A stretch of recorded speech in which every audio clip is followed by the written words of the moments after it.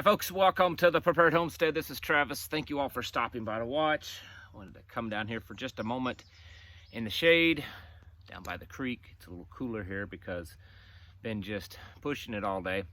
Well, it's accomplished, but had to move the sheep into a new pasture. And for us, that means also moving a lot of electric fencing because we only have solid fencing in one area, and that's the area we move them to every night. They've got, a couple of Pyrenees dogs. That way they're kept safe. But during the day, we bounce them around on the property to other areas so that they can get fresh grass and rotate them and that kind of stuff. And it's always a job to do that, taking down fencing, moving it around, that kind of stuff. But it's done, and so they're all happy on some fresh grass today, especially after the rain yesterday. It's, already it looks like it's grown. Who knows? Probably not that much, but it feels like it. A lot of stuff going on in the news. Wanted to cover some things that's happening just today that I think is significant, especially in regards to how the global stage is being set. The de-dollarization. I believe personally, and this is just personal opinion, so please don't put a whole lot of weight into it, that the de-dollarization is happening faster than we think, and will happen faster. For a few months, just a few months ago, since the first of the year, since this all started happening, you had all of these people online. Not all of them were far left. Some of them were fairly conservative financial guru type people saying that, oh, don't worry about it. It's not going to happen. The dollar's way too big, controls too much of the market. It's not going to happen, even though in the last 10 years or so, the prominence of the US dollar on the global stage has dropped. Albeit it's not enough to drastically make changes, but it is in regression. And then with the things that we're seeing with the BRICS and China and Russia and many other nations joining in, and then this current administration using the US dollar as a weapon, to sanction people. Now they're talking about sanctioning nations just because they don't comply with LGBTQ stuff. That is happening, and I think it's going to happen at a faster pace. Simply one way to confirm that, or at least it kind of doesn't confirm it, it adds to the argument that just last week Janet Yellen actually admitted that it is going to happen. She said it's going to happen at a slower pace, that it will slowly and progressively lose prominence as the reserve currency. So at least there's an admittance there. Now the argument is the pace that it's going to happen. Then we're also seeing nations, again, partly based on currency and partly based on just geopolitics. I personally believe, although I'm not seeing a lot of news agencies go this far, I think a lot of this does have to do with morality. A lot of these nations, whether they're right or wrong, whether they're the good guys or the bad guys, and if you've watched me any length of time, you know that they're all the bad guys. There's no real government or government leader out there that you could really prop up as the really good guy. Anyways, regardless of what you think about these various nations, many of them are very traditionally conservative in the fact that they, moral beliefs. Some of them are Muslim, and some of them aren't. Some of them are Christian. But they do not and will not accept a lot of this progressive Marxist LGBTQ stuff. And so I personally believe that a lot of what we're seeing, this divide internationally, is because of that. I believe that's one of the things. But anyways, we're seeing a lot of stuff happen, and I wanted to point out some more recent changes. This one here, kind of interesting. I don't know, is it going to be over here? Is it going to be over here? Who knows? Russia takes steps to withdraw itself from the World Trade Organization and the World Health Organization. Now, both of these, are considered kind of like a UN non-government organization type things, but they're really American organizations. America was very central in founding and funding these organizations. And you and I know, we've seen over the past 3 years what the World Health Organization is like. And if any of you have been in this game any length of time when it comes to banking and the banking cartel, you'll know that the World Trade Organization isn't really any better. In fact, it's all part of the big problem. But Russia, they're saying they're out of it. They're working towards getting out. They're severing ties. Saudi Arabia, this one is actually, I think, a pretty significant thing, especially for the Middle East. Saudi Arabia welcomes naval security alliance with Iran. I reported on this just a few weeks ago that Iran was working on developing a regional naval team, force, whatever you want to call it. And there were several nations, many of them you would not consider to be friendly nations with each other. India and Pakistan, Egypt, and most of the Middle East were all contributing to this naval force that is being headed up by Iran, and it's to provide security in the area. This is something, of course, that the United States has done for several decades now, and we're watching the Middle East pretty quickly move away from being friends with the United States, especially with Saudi Arabia, which has always been, probably other than Israel, but been one of our biggest allies because of the oil. And they're just kind of thumbing their nose at us now and don't really seem to be friends with us anymore. And it's all serious. It's all plays into it. Bangladesh has applied to officially join BRICS. This is a pretty serious one. Bangladesh is like in the top 30 largest economies on the planet. They have a pretty large, robust economy. I mean, certainly nowhere as big as, us or Germany or China or anything, but it's still a pretty robust economy.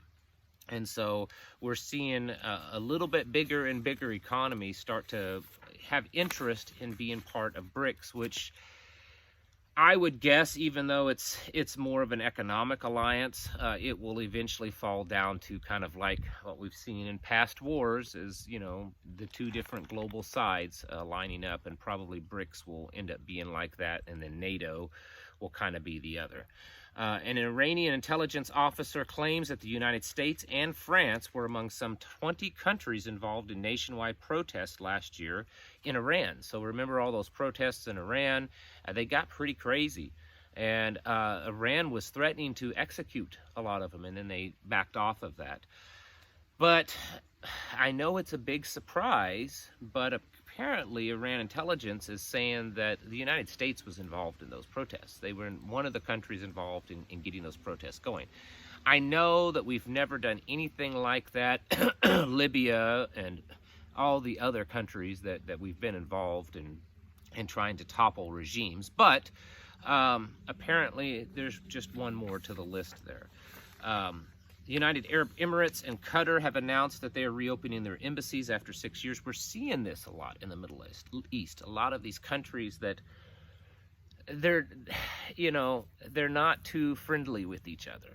And I think that probably a lot of it has to do with the United States. The United States has a long record of creating kind of animosity between nations, that they actually don't encourage peace between nations. I know someone's going to say, you're so anti-American on here. I had someone the other day tell me I was anti-American. I am not. I'm anti-U.S. government in the way that their globalist agenda.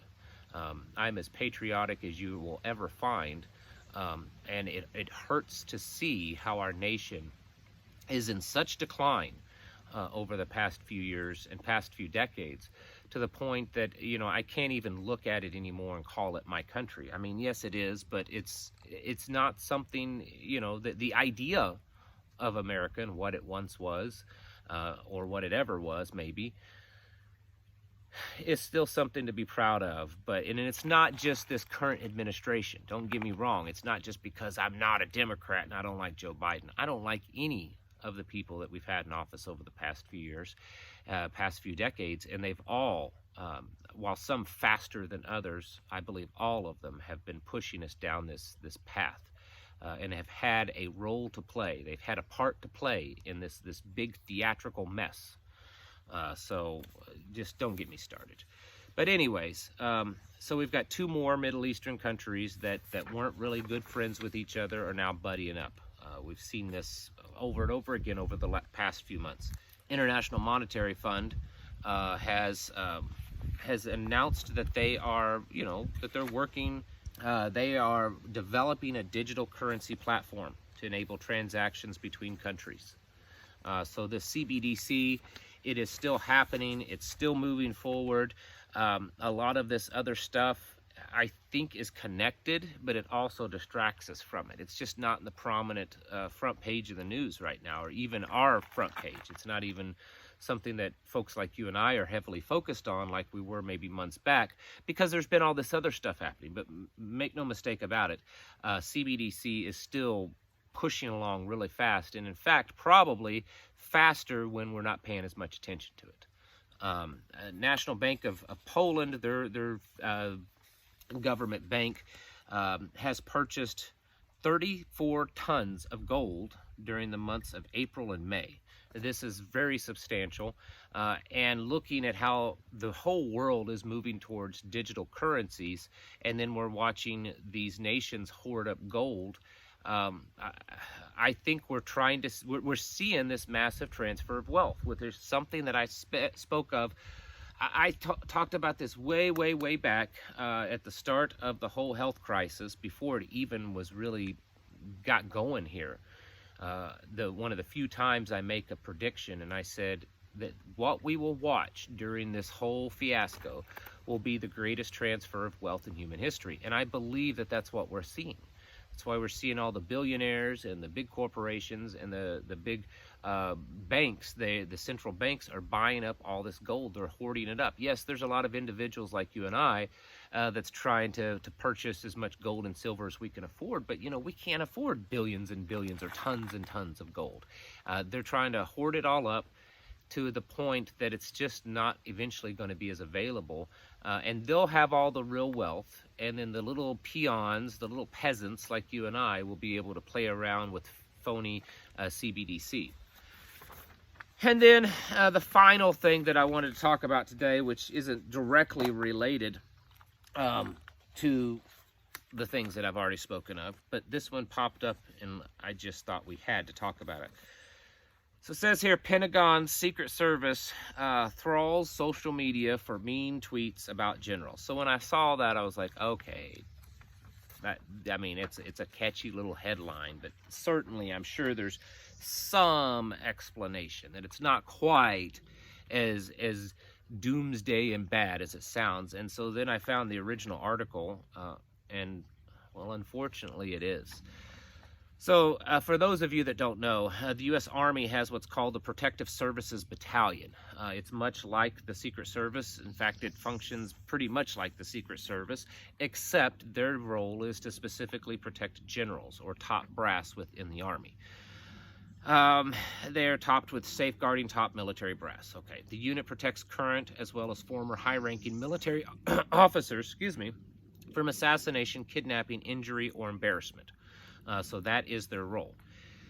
According to this news article, they procured some documents that were dated September 1st, 2022, so this past September, that there was an expansion of the Protective Services purview that had not previously been reported. And that Protective Services expansion was that the mandate has expanded to include monitoring social media for direct, indirect, and veiled threats, and identifying negative sentiment regarding its wards, the people that this unit is to protect.